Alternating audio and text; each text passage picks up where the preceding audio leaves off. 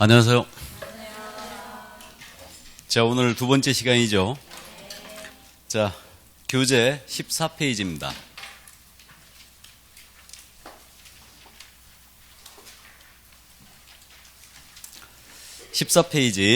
중개대상물 들어갑니다. 이제 총칙의 제3조인데 중개대상물의 범위 잠깐 읽어드리죠. 이 법에 의한 중개대상물은 다음 각호와 같다. 1호 토지, 2호 건축물 그 밖의 토지영창물, 3호 그 밖의 대통령령이 정하는 재산권 및 물건 그랬어요. 그래가지고 그 영제 2조라고 실려 있잖아요. 영이란 말이 대통령령을 얘기합니다. 영제 2조, 대통령령, 중개상물의 범위. 법제 3조 제3호의 규정에 의한 중개상물은 다음 각과 같다. 1호 임목에 관한 법률에 의한 임목, 2호 공장 및 광업재단 저당법에 의한 공장재단 및 광업재단 이랬어요. 자, 잠깐 참고로 말씀드립니다. 우리가 공부를 지금 처음 하고 있으니까요. 우리 그 법조문 읽는 방법을 잠깐 말씀드리는데 그 제3조라고 돼 있죠. 이건 법 제3조예요. 그러니까 우리는 조항호목의 체계를 취하고 있어요. 조항호목. 이건 시험에 나오는 거 아닙니다. 우리가 법을 공부하니까 기본적으로 좀 알고는 있어야 되는데 법 제3조예요. 법 제3조. 이렇게 돼 있고요. 그 다음에 동그라미, 지금 여기는 동그라미가 없죠. 아라비아 숫자로 동그라미 1, 2, 3 이렇게 돼 있잖아요. 이걸 항이라고 읽어요. 항. 제1항, 제2항, 제3항 이렇게 돼 있고 이 항 밑에 좀 더 세부적인 사항을 정하고 싶잖아요. 그럼 호를 씁니다. 그래서 이제 아라비아 숫자로 여기 3항 밑에 이제 1호, 2호, 3호 이런 식으로 표현해요. 그러면 아라비아 숫자로 써 있는 건 호라고 읽어요. 그래서 호라고 읽고 그 다음에 이제 요 제 3호 밑에 좀 더 세부적인 내용을 더 정하고 싶잖아요. 그럼 이번에는 이제 가, 나, 다 이렇게 표현해요. 그래서 이제 만약에 여기 나목을 읽는다. 이게 이제 목이라고 읽고 이거는 호라고 읽어요. 그래서 이제 우리는 조항호목의 체계로 이제 법조문을 만드는데 그래서 여기 나목을 읽을 때는 이렇게 돼요. 법 제3조, 제3항이죠. 3항, 제3호, 그다음에 나목 이렇게 읽어요. 그래서 법 제3조, 제3항, 제3호, 나목. 지금 여기는 항이 없는 거예요. 그러니까 호로 바로 간 겁니다. 그래서 이 법에 의한 중개대상물은 다음 각 호와 같다. 그래서 이제 아라비아 숫자로 쓰니까 호, 1호, 토지, 2호 이렇게 하는 거예요. 자, 그래서 참고해 두시고 영이라고 써 있는 것은 대통령령을 얘기합니다. 다음에 규칙이라고 써 있으면 시행규칙을 얘기해요. 시행규칙, 그건 국토교통부령입니다. 자, 참고해 두시고 그러면 이제 기초 개념이니까 원래 민법 시간에 언급이 돼야 되는데 민법이 너무너무 진도나기 바쁘죠 지금. 예, 그래서 시간이 많은 제가 말씀드리는 겁니다. 자, 그럼 중개대상물 들어갑니다. 그래서 우리 법 3조를 읽어봤는데 이제 앞으로는 법정자를 빼고 바로 중개대상물 하겠습니다. 그래서 중개대상물 하게 되면은 이게 법정 중개대상물이에요. 그래서 5가지가 정해져 있는데 먼저 토지예요. 그 다음에 두 번째 건축물이 정해져 있고요. 그 밖에 토지의 정착물 이랬어요. 그리고 이제 3호에서는 대통령령이 정하는 재산권 및 물건 이랬거든요. 그래서 대통령령을 찾아봤더니 3가지가 정해져 있더라고요. 임목에 관한 법률에 따른 임목, 다음에 공장 및 광업재단 저당법에 따른 공장재단, 다음에 광업재단 이렇게 정해져 있어요. 그래서 이게 소위 법정 중개대상물 5가지가 이겁니다.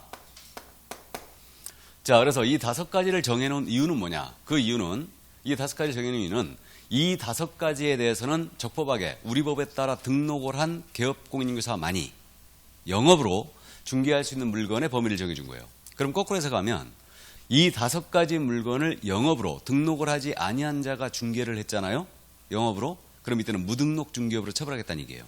그래서 등록하지 아니한 자는 영업으로 이걸 중개해서는 안 된다는 의미입니다. 그래서 그런 취지가 있고요.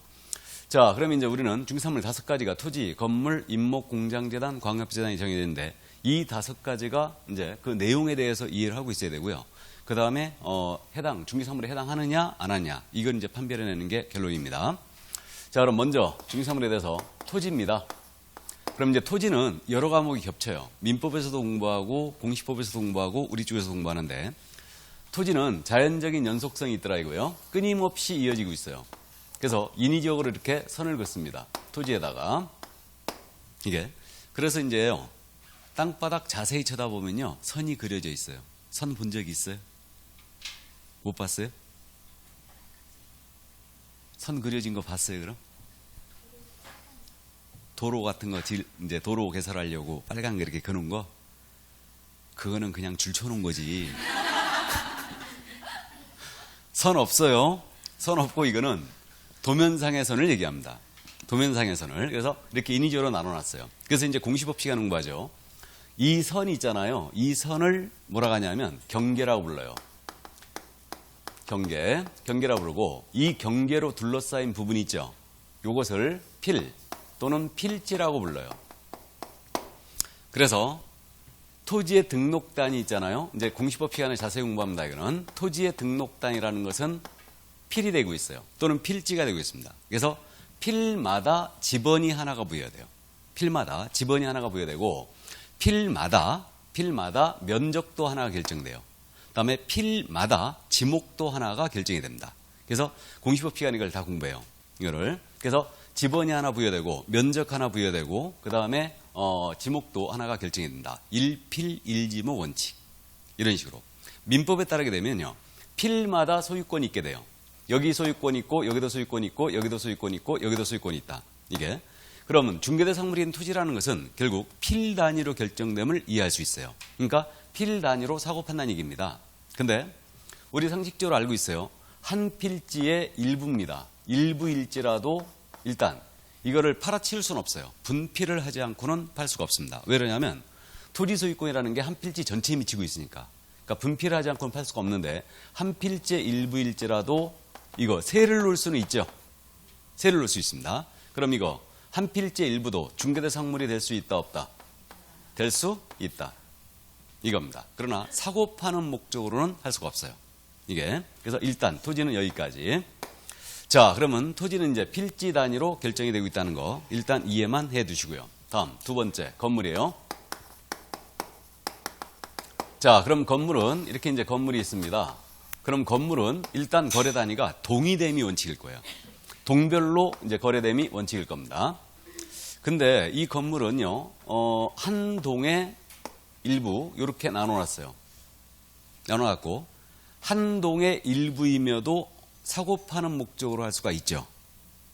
이런 건물의 예를 들면 아파트, 대표적인 예. 그래서 아파트고, 그 아파트를 여러분들은 이제 이거를 집합 건물이라고 부르죠.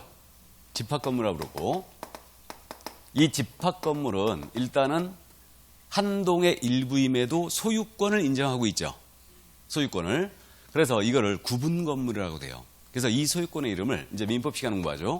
구분 소유권이라고 부를 거예요. 이거를. 그러니까 아파트는 세대별로 모두 소유권이 따로 있죠. 그 소유권을 구분 소유권이라고 해요. 이게. 그러면 결론적으로 건물은 한 동의 일부일지라도 소유권의 목적이 될 수 있다. 근데 토지는요, 한 필지의 일부잖아요. 소유권의 목적이 되지 않아요. 이거 임차권의 목적, 이건 가능한데 소유권의 목적은 되지 못합니다. 분필을 해야 돼요. 이거는. 그래서 건물은 한 동의 일부일지라도 이제 소유권의 목적이 되고 있다. 그러면 결국 한 동의 일부입니다. 한 동의 일부일지라도 중개대상물이 될 수 있다 없다? 될 수 있다. 이겁니다. 자, 그럼 이제 방이 4칸 있어요. 아파트인데 방이 4칸 있습니다. 부부가 쓰고 아들 쓰고 딸 쓰고 한 칸 비었어요. 이거 방 한 칸 팔아치울 수 있을까요 없을까요? 없죠. 방 한 칸 팔아치울 수 없어요. 똑같은 원리가 적용되죠. 한 필지의 일부는 분필하지 않고는 못 판다고 그랬죠.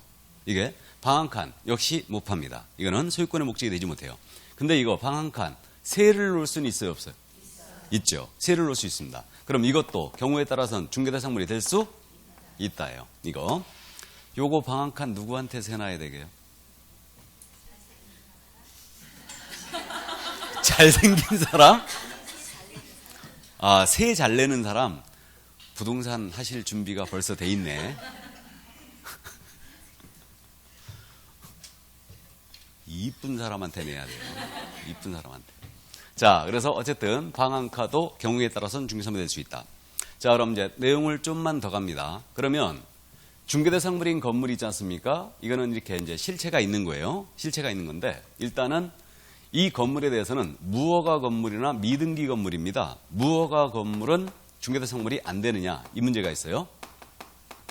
무허가 건물은 중개상물이 안 되느냐 이 문제입니다. 무허가 건물 중개상물 될 것 같아 안 될 것 같아? 네? 안 될 것 같다. 왜요?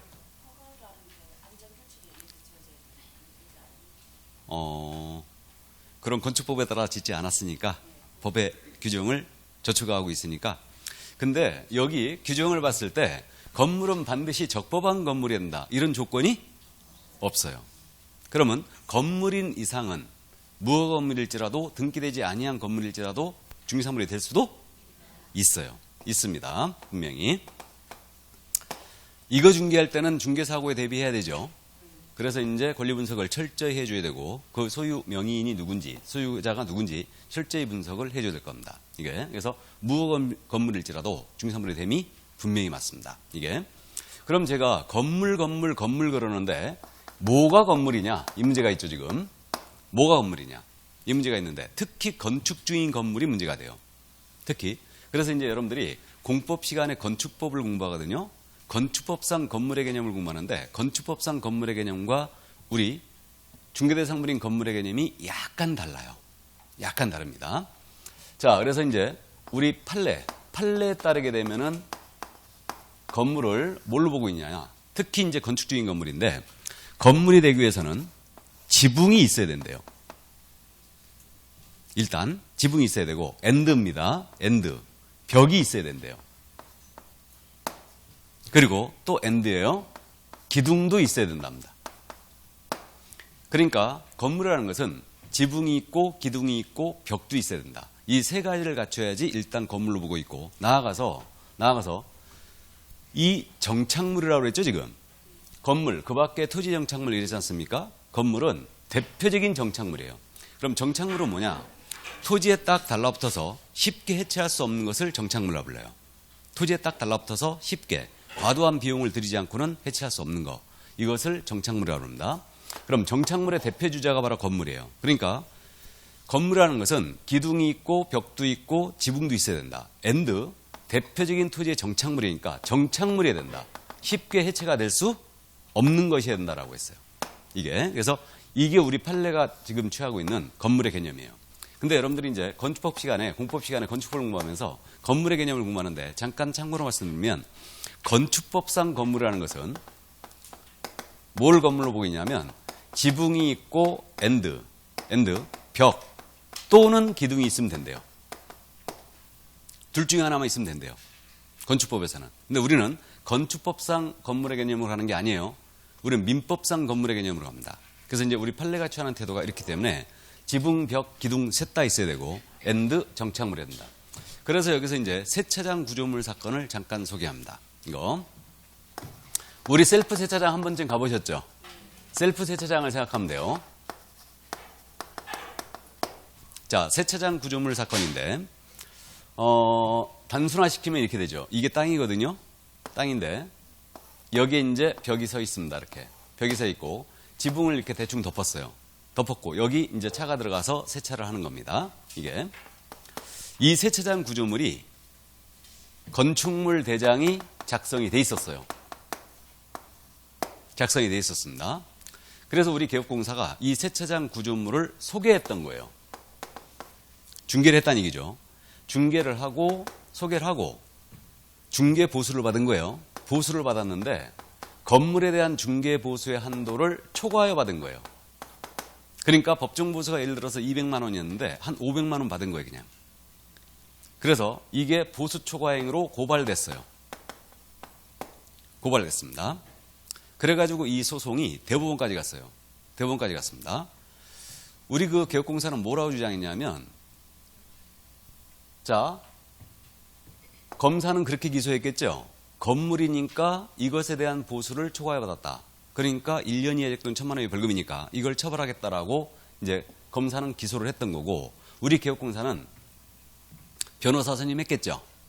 이 변호사가 소송을 엄청 잘한 걸로 저는 판단하고 있는데, 이게 건축물 대장이 작성이 돼 있으니까 당연히 중개대상물인 건물로 볼 여지가 있잖아요, 지금.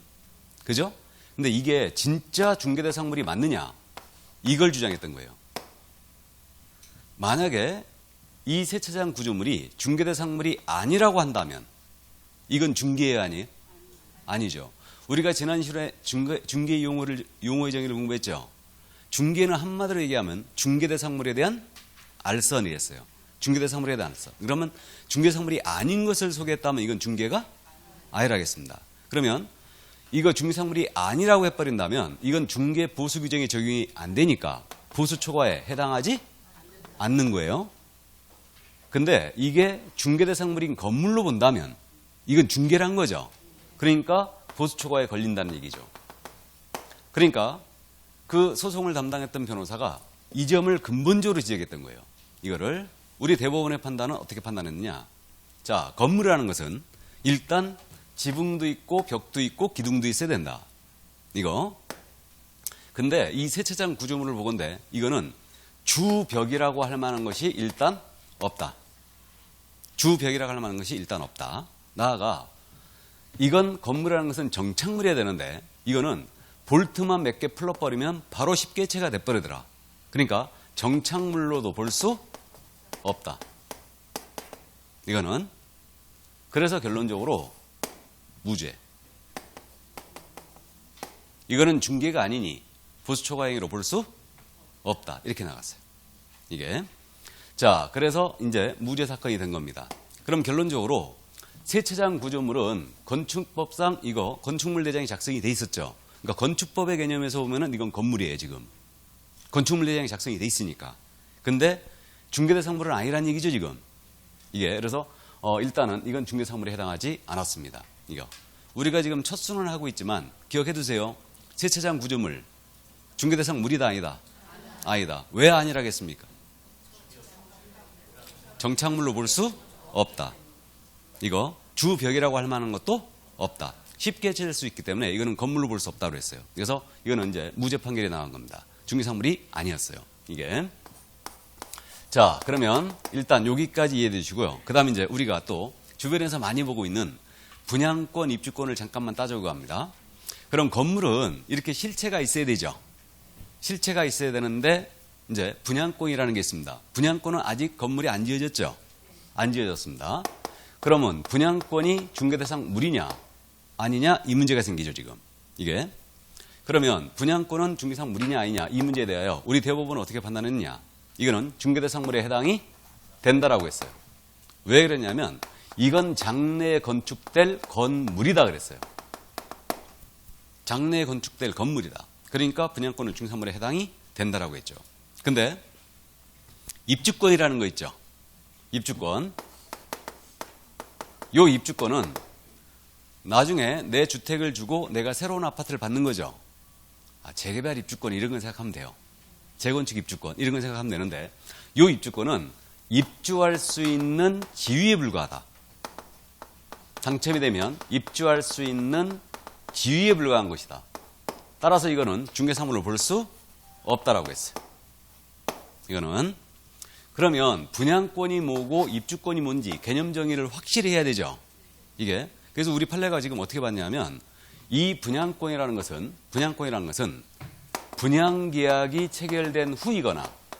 분양계약이 체결된 후이거나 또는 동호수가 지정이 되면 이건 분양권이다. 이랬어요. 그럼 결국은 분양권은 내가 어느 집에 들어갈지 특정이 된 거죠.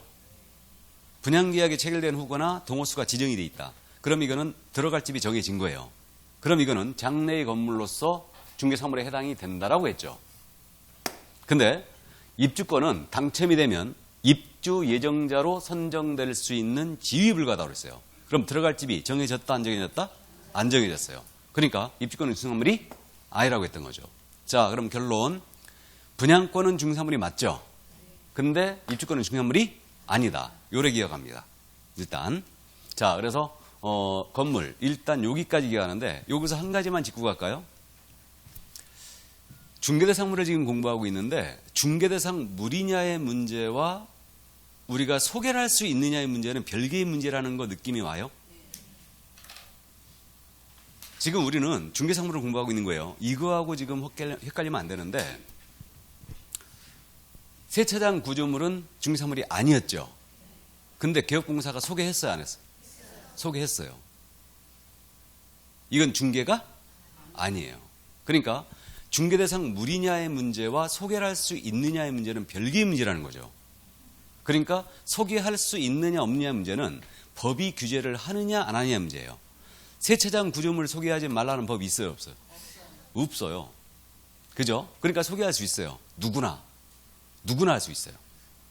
근데 분양권은 중개사물이 맞죠? 근데 이건 아무나 할 수 있어요, 없어요? 없어요. 우리가 개설 등록 환자만 할 수 있어요. 그래서 이건 중개사물이 맞고요. 그러니까 중개대상물에 해당한다면 등록을 한 자만이, 개업공사만이 영업으로 중개할 수 있어요. 근데 중개사물이 아니라면 누구나 다 중개할 수 있다는 얘기죠. 누구나 중개할 수 있고 특별히 법이 규제하느냐 안 하느냐 문제예요. 법이 규제를 하고 있다면 중개를 못해요. 이거는. 그럼 똑같이 자동차입니다. 자동차 중상물이에요, 아니에요? 아니죠. 자동차 소개업을 개업공사가 할 수 있게요, 없게요? 없어요. 그건 없습니다. 왜 그러냐면 자동차 소개업을 영업으로 하잖아요. 자동차 소개를 영업으로 하기 위해서는요, 자동차 관리법이 있는데 이 법에 따라 자동차 매매업 등록해야 돼요. 선박 소개업 할 수 있게요, 없게요? 선박 중상물이에요, 아니에요? 아니죠. 근데 선박 소개업을 할 수 있느냐?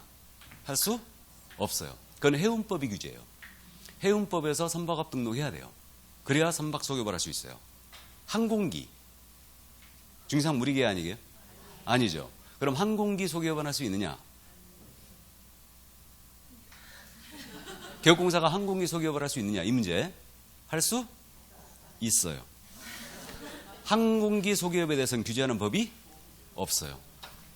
그러니까 이게 물건에 대한 중상물이냐 아니냐의 문제와 우리가 소개를 영업으로 할 수 있느냐 없느냐 문제는 별개의 문제라는 얘기죠.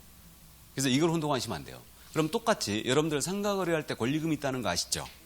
권리금. 그럼 권리금이라는 것은 그냥 간단하게 말씀드리면 집기 비품에 대한 보상 또는 이게 영업장소로서 뭐 이제 바닥 권리금 이렇게 얘기하는데 위치가 너무 좋다. 이거에 대한 대가 또는 영업권에 대한 보상 또는 노하우에 대한 보상 이런 거죠.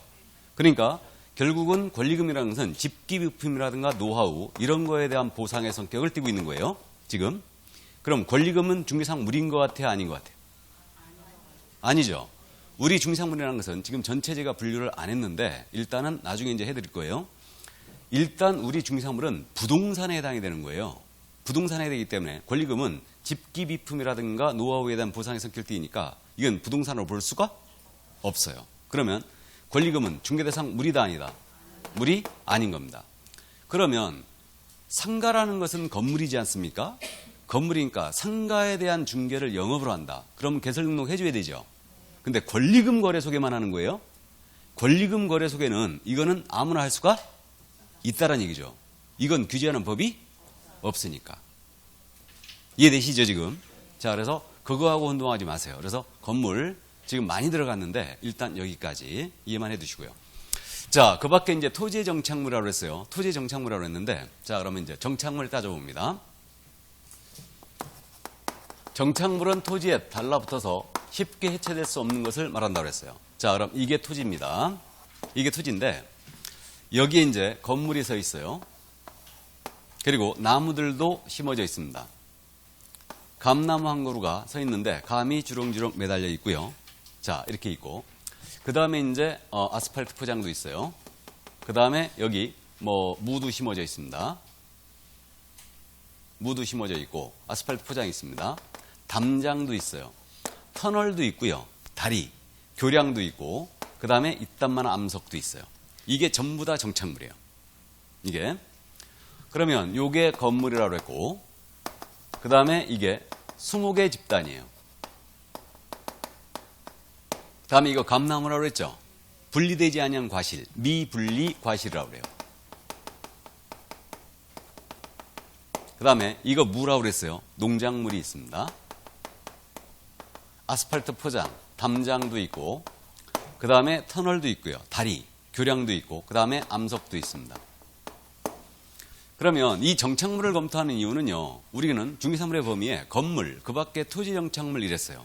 그러니까 이 정착물 중에 토지와는 분리되어 독립부동산이 됨으로써 중개대상물이 될 수 있는 게 있느냐, 이걸 찾아보는 거예요. 이걸 찾아보는 겁니다. 그러면 우리 법제 하에서는 분명히 이 건물은 토지 정착물의 대표주자고 건물은 토지와는 별개의 부동산으로 가고 있죠.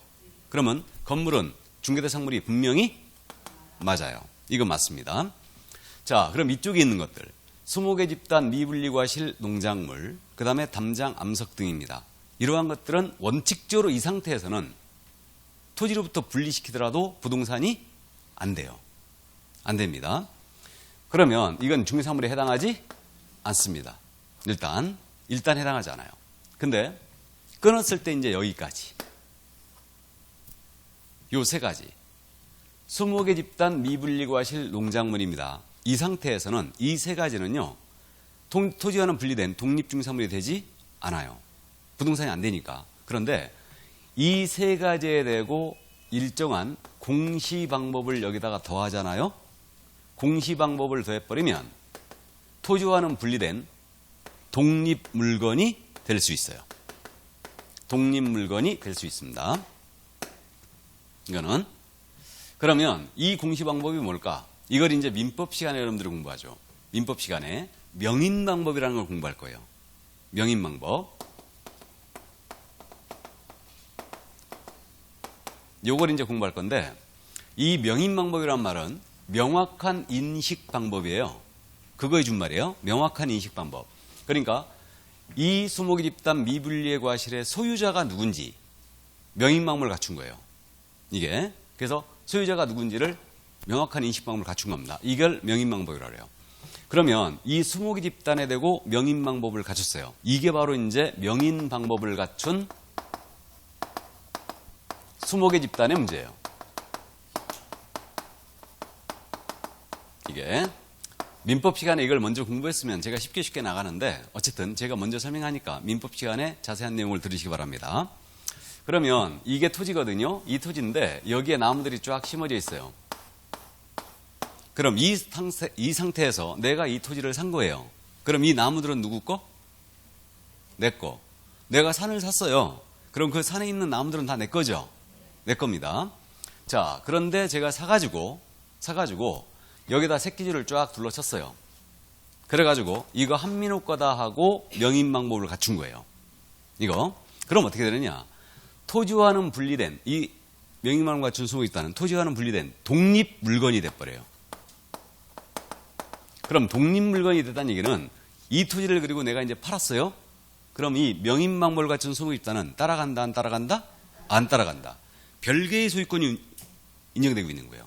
별개로 움직이는 거예요. 그러니까 토지와는 독립 물건이 된 겁니다. 이게 명인 방법을 갖춘 소유 집단이다. 저처럼 성질이 아주 안 좋은 사람은 이거 새끼질 쳤다고 그랬죠? 표피를 하나씩 깎았고 한민호 거 이래도 명인 방법이에요. 이것도. 예를 들어서 이게 명인 방법을 갖춘 소유 집단의 문제예요. 다음, 이거 감나무라고 그랬죠? 자, 그러면 역시 미분리 과실에 대고 명인 방법을 갖췄어요. 이게 명인 방법을 갖춘 미분리 과실의 문제예요. 이게.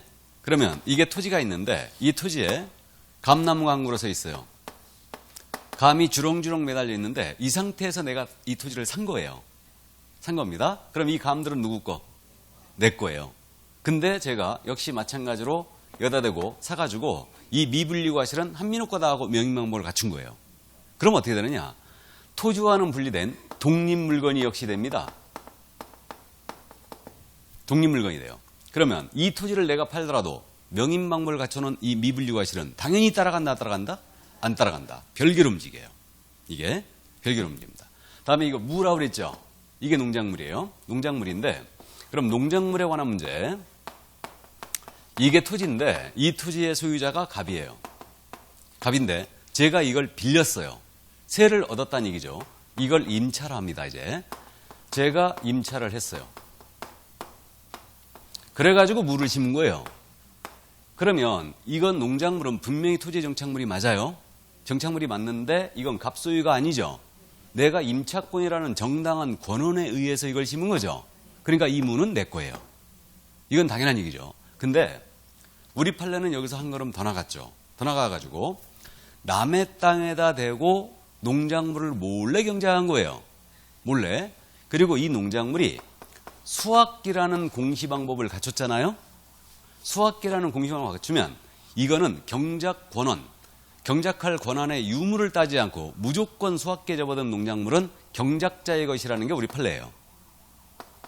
이게 그럼 결국은 수확기를 앞둔 농작물은 토지와는 분리된 독립물건이 된 게 맞죠? 독립물건이 됐어요, 이게. 이런 예가 우리가 실생활에서 볼 수 있는 게 우리 어르신들이 소일거리로다가 야산을 개간합니다. 하천을 개간해요. 거기다 무 심고 파 심고 고추 심고 그러죠. 그러면 그게 만약에 그 농작물이 수확기에 접어들었어요. 그럼 그건 무조건 누구 거다? 그 어르신 거예요. 그게 처벌 대상이 되느냐 안 되느냐는 별개의 문제고 소유권은 그 어르신한테 있다는 얘기죠. 그 얘기예요. 이게 그럼 결국은 20개 집단 미분리 과실에 대하여 명인방법을 갖췄거나 수확기를 앞둔 농작물은 토지와는 분리된 독립물건이 된 거예요. 지금 독립물건이 됐습니다. 그러면 여러분들이 이제 민법 시간에 물권편 시간에 이걸 공부하는데 물건이라는 거 있죠. 물건은 크게 두 가지로 구분해요. 하나는 동산, 또 하나는 부동산. 이렇게 구분합니다. 이렇게 구분해요. 그러면 이 세 가지 명의만을 갖춘 20개 집단 미분리 과실 농작물을 부동산으로 본다면 중개대상물로 보는 게 논리적이죠. 근데 동산으로 본다면 중개상물이 아니라고 하는 게 논리적이에요. 아니라고 하는 게 논리적입니다.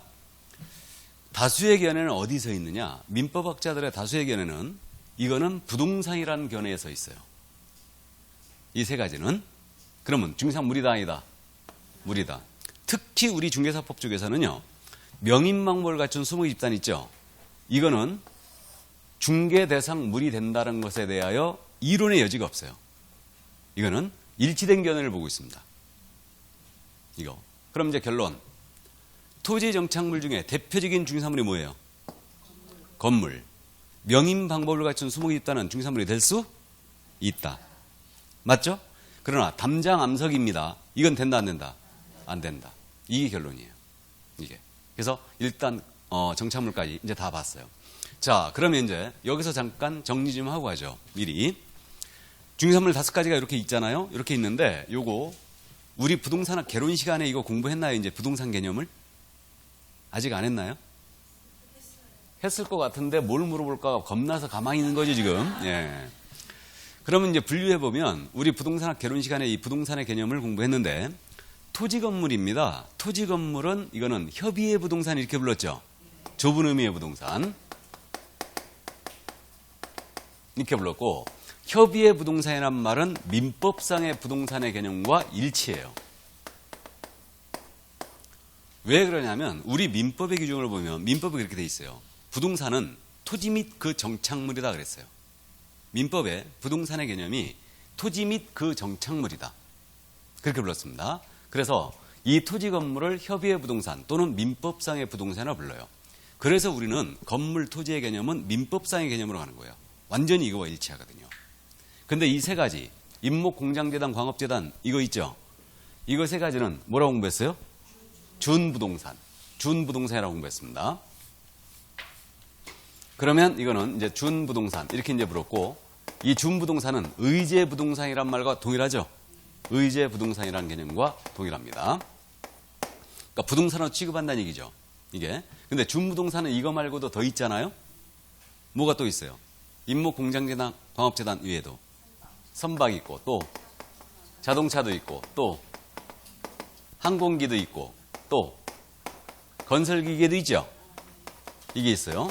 그래서 이것도 이제 준부동산이에요. 근데 준부동산 모두가 중개사물이 되는 것은 아니죠. 세 가지만 들어와 있죠 지금. 그래서 이러한 것들은 중개사물이 결국은 아닙니다. 그럼 이건 아니에요. 그 다음에 이 5가지에 들어가 있지 않는 것들. 아까 말씀드렸듯이 권리금입니다. 다음에 기계입니다. 세탁기입니다. 냉장고입니다. TV입니다. 모두 중산물에 해당한다, 안 한다? 안 한다. 5가지 들어가 있지 않는 것들. 그럼 결론적으로 협의의 부동산, 준부동산 합치면 광의의 부동산이잖아요. 그러니까 중개사물의 범위는 결국은 뭐가 되는 거예요, 지금? 부동산이다. 그럼 동산은 중개사물이 되지 않아요. 이게. 그래서 일단 그렇게 된 겁니다. 그래서 이게 중개사물의 범위, 일단 토지 건물에 대한 개념은 일단 여기까지고, 그래서 이제 정착물 중에는 건물이 대표적인 이제 정착물이 되고 있고요. 명인망물 갖춘 소목입단이 중개사물이 될 수 있는 거예요. 그럼 이제 우리 미리 한번 연습하면 토지 정착물은 모두가 중개사물이 될 수 있다. OX.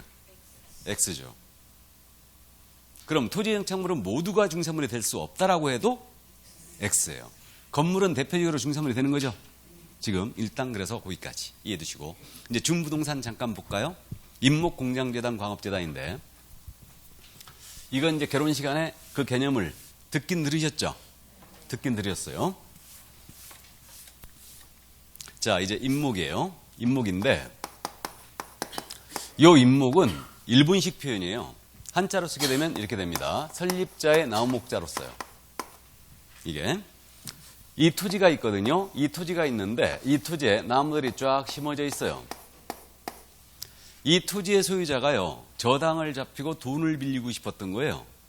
그러면 저당이라는 건, 이것도 이제 민법 시간에 공부하는데, 이 토지에 대고 저당을 잡을 수 있죠.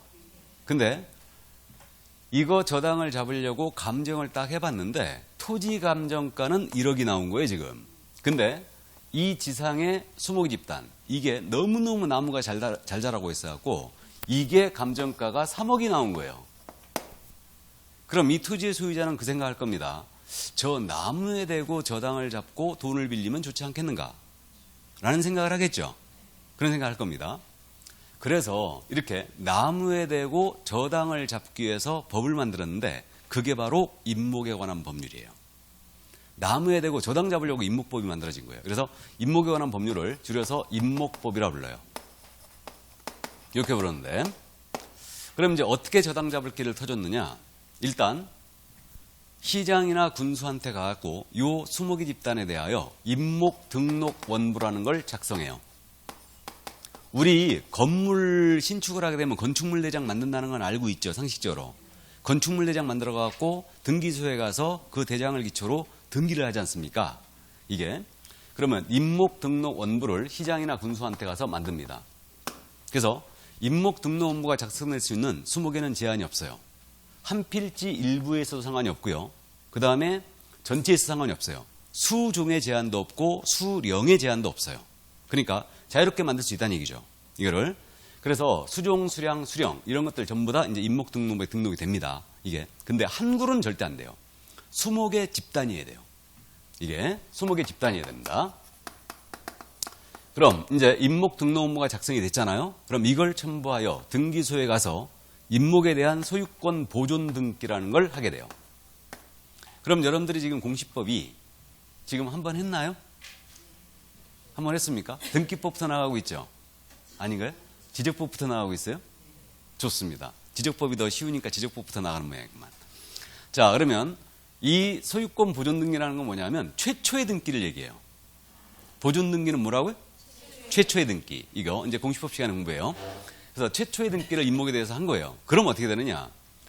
이 토지의 구성물에 불과한 수목의 집단이었죠, 이거.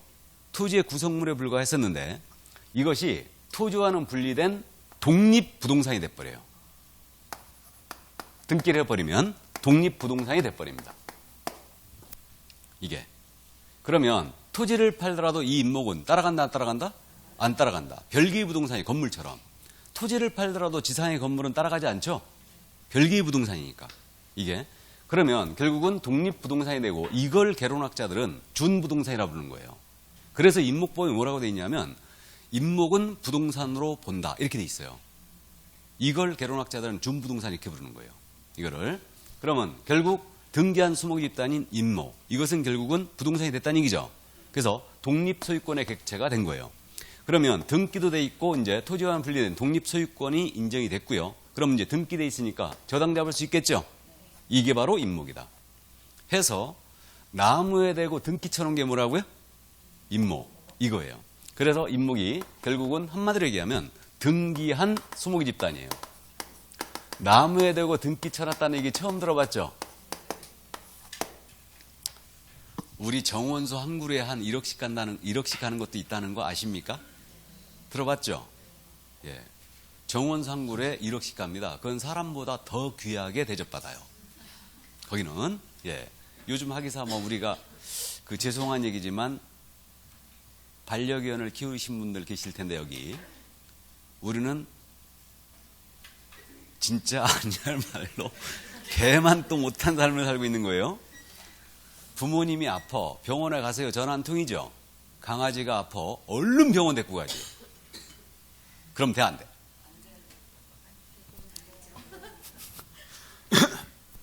자, 그래서 등기한 수목 집단이 바로 이제 임목이다. 거기까지 일단 이해해 두시고요. 그래서 이거는 분명히 토지와는 분리된 독립부동산이에요. 그럼 여기서 이제 나중에 이런 내용들은 이제 심화과정 이럴 때 이제 더 공부하는데 나무에 대고 저당을 잡은 거예요, 지금. 그럼 나무에 대고 저당을 잡는데 이거 불 나고 홀랑 타버리면 저당물 자체가 없어져 버린 거죠. 그죠? 저당물 자체가 없어요. 그러니까 나무, 임목에 대고 저당을 잡고자 할 때는 먼저 화재보험에 가입해야 돼요. 먼저 화재보험에 가입해야 되고 그리고 이제 저당 잡을 수 있고요. 나중에 불 나고 홀랑 타버렸잖아요. 그럼 저당물 자체가 없어졌죠. 그럼 화재보험금에다 대고 저당권을 계속 행사할 수 있어요. 이걸 여러분들은 민법 시간에 물상대위라는 걸로 공부할 거예요. 물상대위. 그런 말이 있어요. 그러니까 이제 보험금에다 대고 저당물이 보험금으로 바뀌면 보험금에다 대고 계속 저당권을 행사할 수 있는데 이걸 갖다가 물상대위를 한다. 나중에 들으실 거예요. 자, 그래서 임목, 등기한 수목 집단이라는 거. 이걸 이제 기억에 남기시라는 뜻이고요. 자, 이제 다음 공장재단, 광업재단으로 갑니다. 그럼 공장재단, 광업재단은 이건 내용이 같아요. 같은 법에 있고 내용이 같습니다. 그러니까 하나로 설명드리는데 공장재단, 광업재단. 그러면 공장재단은 뭐냐면요. 공장을 운영하기 위한 재설비 있죠. 이걸 하나로 묶어 등기한 거예요. 광업재단은 광물을 채굴 하기 위한 재설비 있죠. 이거를 하나로 묶어 등기한 거다. 이게. 그래서 공장재단을 위주로 설명을 드리면 이게 공장 부지예요. 이 공장 부지에 건물이 서 있습니다. 공장 건물 서 있고 그 다음에 여기에 기계들이 있어요. 기계들이 쭉 있고요. 그 다음에 이제 전선들도 있고 전주, 전봇대 이런 것도 있고요. 그 다음에 공장에 크레인들 왔다리 갔다리 하잖아요. 그 크레인들 왔다리 갔다라는 선로, 궤도가 있습니다. 그 다음에 이 공장에 특허권, 상표권, 의장권, 실용실황권, 공업소유권 등이 있어요. 그래서 이 공장의 소유자가 역시 저당을 잡히고 돈을 빌리고 싶어서 평가를 해봤습니다. 감정을 해본 거예요. 감정을 해봤더니 공장 부지는 2억이 나온 거예요. 공장 건물도 2억이 나왔어요. 감정가가. 근데 이 기계만 있잖아요. 이 기계만 감정가가 5억이 나온 거예요. 그럼 이 공장의 소유자는 그 생각할 거예요. 저 기계에다 대고 저당을 잡히면 좋지 않겠는가? 라는 생각을 할 겁니다. 자, 근데 민법 시간을 공부하는데 우리 민법상 저당권은 원칙적으로 부동산에 성립하는 권리예요. 그러면 기계는 부동산이다, 동산이다? 동산이죠. 기계가 왜 동산이에요? 물건이니까. 움직이는 거니까. 그죠? 움직이는 거니까. 근데 그럴 줄 알고 물어봤어. 자, 이제 우리는 법상 개념으로 가는 거예요. 그러니까 이제 관념적으로 움직여서, 물리적으로 움직여서 동산이냐 부동산이냐 그렇게 구분하는 거 아니에요. 무슨 얘기냐면 여기 항공기, 선박, 이거 자동차 있죠? 이거 동산이에요, 부동산이에요? 준부동산. 아, 준부동산도 부동산이에요. 자동차, 항공기 무지하게 잘 움직이죠? 근데 뭐로 보고 있어요? 부동산으로 보고 있어요, 지금. 맞죠? 그러니까 물리적으로 움직이냐 안 움직이냐 그 개념으로 이제 보는 게 아니에요. 그러니까 법적 관점에서 보는데 제가 민법상 부동산의 개념으로 한다 그랬죠, 우리는. 그럼 민법에서 부동산을 뭐라고 불렀느냐? 토지 및 그 정착물이다. 그죠? 그럼 정착물은 토지에 딱 달라붙어서 쉽게 해체될 수 없는 거. 그러면 정착물이 아닌 것은 동산이란 얘기네. 그죠? 그 얘기예요. 그러니까 결국 기계가 이제 부동산이냐 동산이냐 동산이 맞죠? 왜? 정착물이 아니니까. 이제 여러분들이 하산을 해갈 때는 기계가 왜 동산입니까? 이렇게 물어보면 정착물이 아니니까. 그렇게 이제 답이 나오면 하산을 해갈 때가 된 거예요. 이제는 기계는 뭐라고요? 정착물이 아니에요. 그럼 동산이란 얘기죠. 그럼 부동산이 아니니까 이거는 결국은 저당을 잡을 수가 없었던 거예요. 그래서 이러한 기계에다 대고 저당을 잡기 위해서 법을 또 만들었죠. 그 법이 공장 및 광업재단 저당법이에요. 이게. 그래서 이걸 줄여서 재단저당법이라고 부르겠습니다. 그러니까 재단저당법에 의해서 저당 잡을 길을 터준 거예요. 이게. 그럼 어떻게 하면 되느냐? 먼저 재단 목록을 작성해요. 공장재단 목록, 광업재단 목록. 이걸 작성합니다. 1번 건물, 2번 토지, 3번 기계, 4번 특허권, 5번 상표권 이런 식으로. 그래서 재단 목록을 작성하여 이 목록을 첨부하여 등기소에 가서 재단에 관한 소유권 보존 등기를 하게 돼요. 보존 등기는 최초의 등기라고 했죠. 그러면 어떻게 되느냐? 이게 집합물로서의 일체성이 인정이 돼가지고 이 목록에 포함된 물건들 있죠. 이거는 전체가 한 개의 부동산이 돼버려요. 전체가. 이게. 그러면 등기를 해버리면 전체가 한 개의 부동산이 되고요. 그러면 결론적으로 전체로서 소유권이 하나가 인정된다는 얘기죠. 그리고 이제 전체로 소유권 하나 인정됐고 등기도 돼 있으니까 이제 전체로서 하나의 저당을 잡을 수 있게 됩니다. 그럼 결국은 공장재단이라는 건 그거네요. 공장을 운영하기 위한 재설비를 하나로 묶어 등기한 거. 광업재단은 광물을 채굴 하기 위한 재설비를 하나로 묶어 등기해 놓은 거예요. 그럼 결국은 하나로 묶어놨다는 게 중요하죠. 그러면 이 재단에 속한 토지나 건물이에요. 이거는 재단과 분리하여 독립 거래 대상이 되겠어요? 안 되겠어요? 안 돼요. 재단은 묶여 있으니까. 그러면 재단에 속한 건물은 독립중개사물이 되지 않아요. 공장 재단이 되는 거예요. 그러니까 하나로 이제 등기를 목록을 만들어서 등기해 놓게 되면요. 건물 따로 팔 수 없어요. 기계 따로 못 팝니다. 하나로 묶여 있는 거예요. 이게. 그래서 이게 바로 재단이다. 그래서 공장재단, 광업재단 개념은 바로 그렇습니다. 하나로 묶여 있다는 걸 명심해야 돼요. 이게. 그러면 이제 공장재단은 공장을 운영하기 위한 재설비를 하나로 묶어 등기해 놓은 거니까 공장과 공장재단의 개념은 같다 틀리다. 공장과 공장재단의 개념은 같다 틀리다. 다르다. 공장은 기계 하나일 수도 있죠.